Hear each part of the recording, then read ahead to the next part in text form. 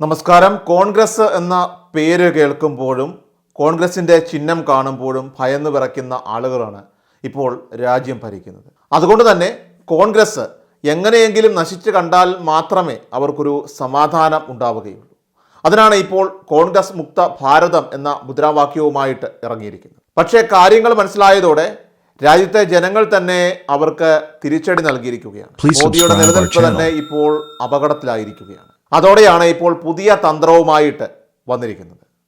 ശരീരഭാഗങ്ങൾ തെരഞ്ഞെടുപ്പ് ചിഹ്നമായിട്ട് ഉപയോഗിക്കുന്നതിൽ നിന്ന് രാഷ്ട്രീയ പാർട്ടികളെ വിലക്കണമെന്ന് ആവശ്യപ്പെട്ടുകൊണ്ട് സുപ്രീം കോടതിയിൽ ഒരു ഹർജി നൽകി. അതോടെ ശരീരഭാഗമായിട്ടുള്ള കോൺഗ്രസിൻ്റെ കൈപ്പത്തി ചിഹ്നം പോകുമെന്നൊക്കെ മനക്കോട്ട കെട്ടിയാണ് പലരും തന്നെ ഈ പണിക്ക് ഇറങ്ങിത്തിരിച്ചത്. എന്നാൽ ആ ഹർജികളെല്ലാം തന്നെ ഇപ്പോൾ സുപ്രീം കോടതി തള്ളിക്കളഞ്ഞിരിക്കുകയാണ്. കോൺഗ്രസ് പാർട്ടിയുടെ കൈപ്പത്തി ചിഹ്നത്തെ ലക്ഷ്യം വെച്ചുള്ള ഹർജിയാണ് ഇത് എന്ന് വളരെ കൃത്യമായിട്ട് നിരീക്ഷിച്ചുകൊണ്ടാണ് ചീഫ് ജസ്റ്റിസ് അധ്യക്ഷനായ ബെഞ്ച് ഹർജി തള്ളിയത്.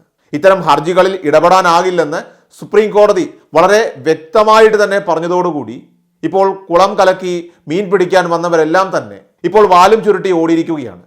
സുപ്രീം കോടതി ഈ വിഷയത്തിൽ ഒരു തീരുമാനമെടുക്കാൻ വേണ്ടിയിട്ടല്ല ഇവരുടെ ആവശ്യം. അതിന് പകരം ഈ ശരീരഭാഗങ്ങൾ അത് രാഷ്ട്രീയ പാർട്ടി ചിഹ്നങ്ങളായിട്ട് ഉപയോഗിക്കുന്നത് തടയാൻ തെരഞ്ഞെടുപ്പ് കമ്മീഷന് നിർദ്ദേശം നൽകണമെന്നാണ് ഇവരുടെ ആവശ്യം.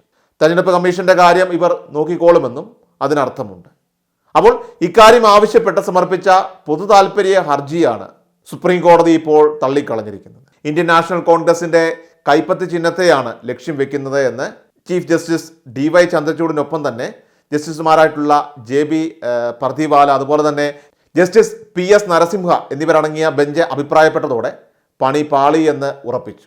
ശരിക്കും ആലോചിച്ചാൽ ഇവർക്കൊന്നും വേറെ ഒരു പണിയുമില്ലേ എന്ന് നമുക്ക് തോന്നിപ്പോകും. ഒരു കാരണം കണ്ടെത്താനാണ് കാത്തിരിക്കുന്നത് എങ്കിൽ ഏത് ചിഹ്നത്തിലാണ് കാരണം ഇല്ലാത്തത്? ഇന്ത്യയുടെ ദേശീയ പുഷ്പമായിട്ടുള്ള താമരയെ ഒരു ചിഹ്നമായിട്ട് വെച്ചിരിക്കുന്ന BJPക്ക് അത് തടസ്സമില്ലാതെ പോകുന്നുവെങ്കിൽ അതിന് പതിറ്റാണ്ടുകൾക്ക് മുൻപ് ഉണ്ടായ ഒരു ചിഹ്നം, നൂറ്റാണ്ടിൻ്റെ പഴക്കമുള്ള ഒരു രാഷ്ട്രീയ പാർട്ടി ഉപയോഗിക്കുന്ന ചിഹ്നം, അത് തടയാനുള്ള ഇവരുടെ ഈ ഒരു വ്യഗ്രത, അത് തീർച്ചയായിട്ടും തോൽവിയെ പേടിച്ച് തന്നെയാണ്. ചിഹ്നം നഷ്ടപ്പെട്ടാൽ ആ പാർട്ടിക്ക് പിന്തുണ നഷ്ടപ്പെടുമെന്നൊക്കെ ധരിച്ചു വെച്ചിരിക്കുന്ന ഇത്തരത്തിലുള്ള കൂപ മണ്ഡൂകങ്ങളുടെ ഒരു അവസ്ഥ കണ്ടാൽ ചിരിക്കാത്തവർ പോലും ഇന്ന് ചിരിച്ചു പോകും എന്നതാണ് യാഥാർത്ഥ്യം. രാഹുൽ ഗാന്ധിയെ ഔദ്യോഗിക വസതിയിൽ നിന്നും ഇറക്കി വിട്ടാൽ കോൺഗ്രസ് തന്നെ ഇല്ലാതെയാകുമെന്ന് കരുതിയവർ ഇന്നിപ്പോൾ കണ്ണുകുളിർക്കെ കണ്ടു കോൺഗ്രസ് തിരിച്ചു വരുന്നതും രാഹുൽ ഗാന്ധി പ്രതിപക്ഷ നേതാവാകുന്നതും ഇറക്കി വിട്ടവർ തന്നെ പൂമാലയിട്ട് സ്വീകരിക്കുന്നതുമെല്ലാം തന്നെ. അതിനുശേഷമാണ് കൈപ്പത്തിക്കെതിരെ ഇപ്പോൾ തിരിഞ്ഞിരിക്കുന്നത്. സുപ്രീം കോടതി തന്നെ നല്ല ഒരു തിരിച്ചടി കൊടുത്തതോടെ ഇനി ആരും തന്നെ ആ വഴിക്ക് കാണില്ല എന്ന് ഉറപ്പിക്കാൻ സാധിക്കും. ഇപ്പോൾ എല്ലാം മാളത്തിൽ ഓടി ഒളിച്ചിരിക്കുകയാണ്.